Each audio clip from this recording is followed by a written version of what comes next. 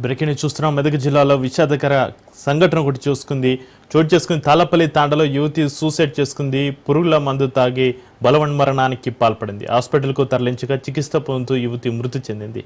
యువతి ప్రైవేటు బ్యాంకులో ఉద్యోగం చేస్తోంది.